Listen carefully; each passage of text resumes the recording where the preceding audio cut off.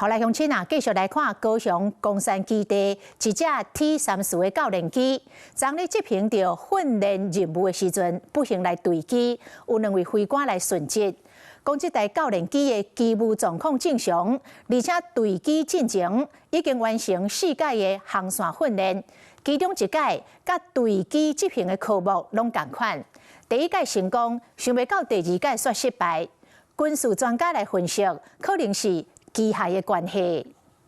T-34教練機昨佇高雄岡山基地載落來，2個飛官殉職，失事的原因到底是啥？前面4個就是正常的起落航線，還有一個發動機失效的模擬航線。初代機的教練機機務狀況正常，載落來進程已經經過4個航線操作。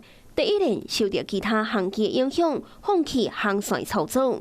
第2輪甲失事時操作的項目同款，嚴格當時成功完成任務。第3輪同款是正常操作，第4輪也順利，一直到執行第5屆航線，也就是第2屆模擬發動機失效時，意外地跑道北邊載落來。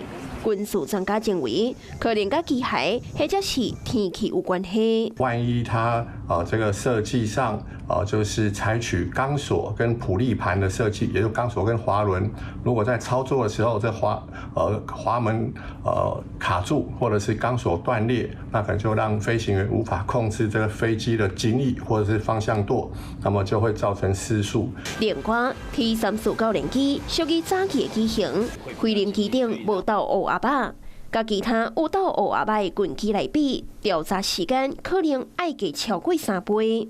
撞擊的瞬間，所有儀表會停在剎那間，就是永恆。比如說高度3000尺，它這個高度表就停在3000尺。一般以前早期沒有黑盒子，都是要靠這些來做一個判斷。到底是倒一個環節出問題？目前敢若會當去鑑識殘骸、甲英國修理的資料等等，進行交叉比對，了解事發的經過、甲責任的歸屬。